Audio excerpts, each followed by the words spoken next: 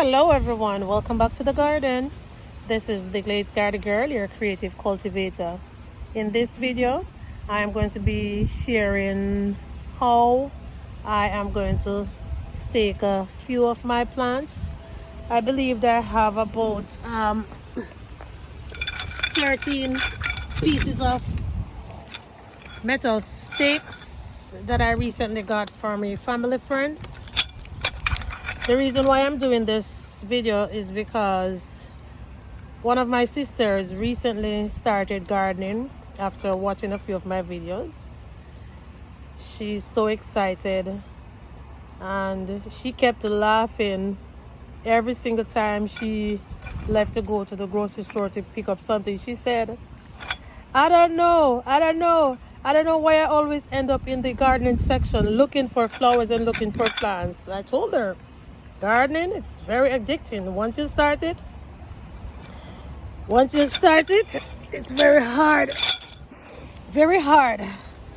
for you to get out of it. So she sent me some pictures of some of the plants that she planted, and I realized that some of the plants, they were falling over, and that is definitely not healthy for the plants. So my sister, you know yourself, I'm not going to be calling your name, but you know yourself. So I'm going to try my best to talk a lot about why staking is actually beneficial for our plants. I do have an idea of the ones I need to stake. I saw a few of them. Those are some peppers. And if there is anything else that I can stake, I am going to be staking them. Alright, so let's get started. Okay, so this is a ghost pepper that I bought at Walmart a few weeks ago. You would have never thought a pepper could have grown so gigantic in such a short space of time. Now I'm going to start staking this plant because you see this little flimsy thing in here? I don't think it is a good support for the pepper right now. So because my kale have died, I'm going to be reusing this stake right here. And if you all noticed, I took off a piece of Velcro. Alright, so because this plant is already established, I'm just going to go ahead and take out this little stake. Oh, and guess what, guys? I didn't remember that I had put this stake down in a piece of pipe. I didn't even remember that. But anyways, I'm going to take it out and show it to you. I can always reuse this on something else. Let us now get into some more detailed information about staking. Now, gardeners stake their plants for a variety of crucial reasons, all aimed at promoting healthier growth, higher yields, and a more organized garden. I am now staking this plant for structural support and damage prevention. In wind and rain, tall plants, especially those with heavy fruits or flowers, can easily be knocked over or have their stems broken by strong winds and heavy downpours. So staking will provide stability and prevent this kind of damage. Many plants like tomatoes, peppers, and large flowered perennials produce fruits or blooms that are too heavy for their stems to support naturally. So staking helps them to bear this weight, preventing drooping, snagging, and ground contact. Staking can also enhance air circulation. Lifting foliage and fruit off the ground allows for better airflow around our plants. This reduces humidity and stagnant conditions, which are ideal for the development of fungal diseases like blight on tomatoes. So now I won't have to worry about this pepper plant being blown away by the wind. Here's what I wanted to show you.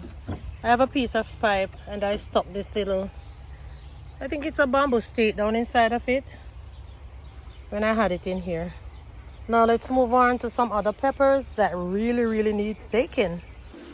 When our plant parts are in contact with damp soil, they become more susceptible to soil-borne diseases, bacterial infections, and ground-dwelling pests. Staking keeps them elevated and cleaner. Upright plants have their leaves more evenly exposed to sunlight, which is vital for photosynthesis and overall vigorous growth. Staking our plants will increase yield and quality. For fruiting plants, keeping fruits off the ground ensures they ripe more evenly, stay clean, and are less likely to be damaged by pests or rot. Whenever a plant doesn't have to expend energy trying to support itself or recover from damage, it can move resources towards producing fruits, flowers, and a stronger root system.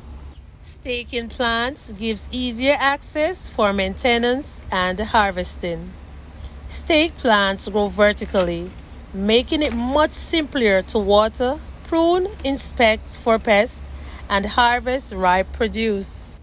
When we stake our plants, they are encouraged to grow upwards rather than sprawling horizontally. This is incredibly beneficial in small gardens like mine, raised beds, or containers, allowing gardeners to maximize their planting space and grow more plants in a limited area.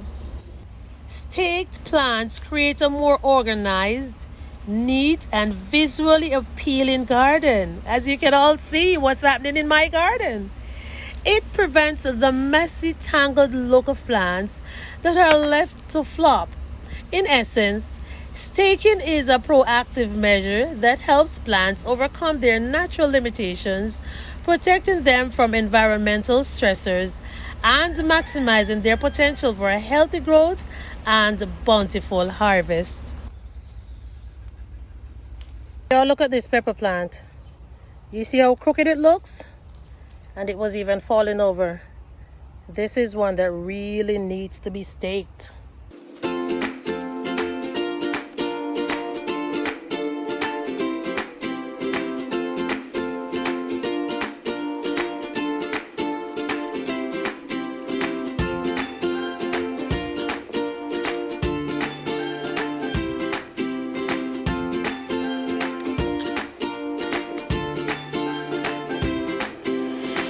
Now this pepper plant has gotten bigger than the stake I initially put in there. So I'm going to be replacing this one with one of these. Alright, so I am putting the stake behind the pepper plant. And I'm going to be using the same piece of Velcro that I took off. And I'm going to put it around the stake and around the pepper plant. That's how easy it is.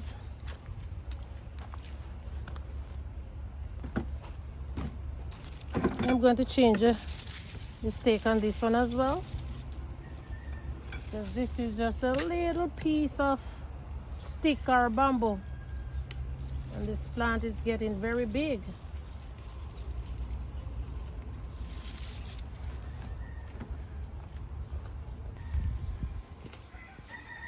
Y'all see this?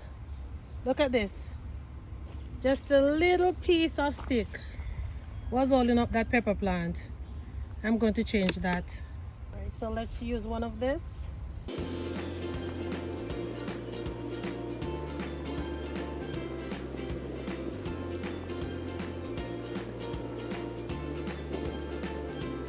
All right, so while staking the plants, I ran out of Velcro, and I improvised by using some tape. I had a small roll of tape just now, and I took off a few pieces, wrapped it around the plant, tying it to the stake.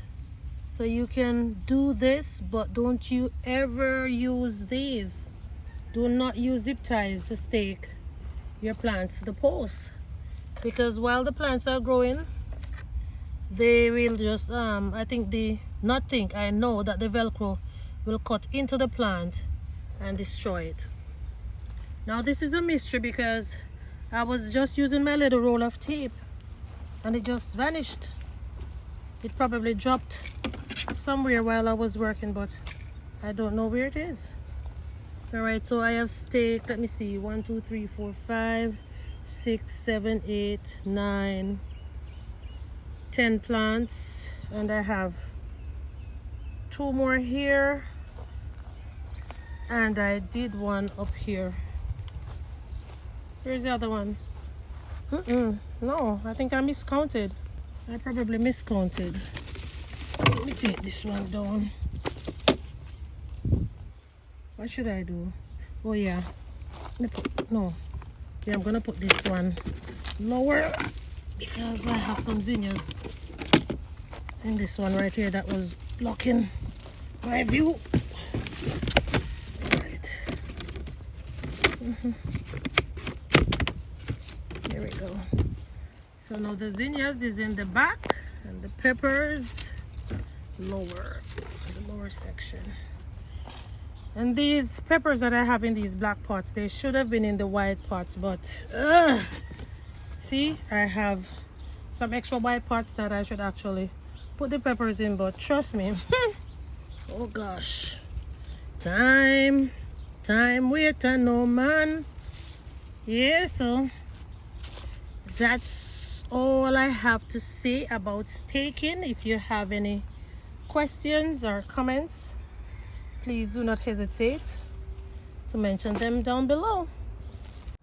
Now that I am done staking my plants, here is the conclusion of the whole matter. Ultimately, the time and effort invested in staking plants are well rewarded through improved plant vigor, increased harvest, and a more enjoyable garden experience. If you have not yet started staking your plants, I hope after watching this you might learn a thing or two to ensure that going forward your plants will be staked so you can enjoy the most of them going forward.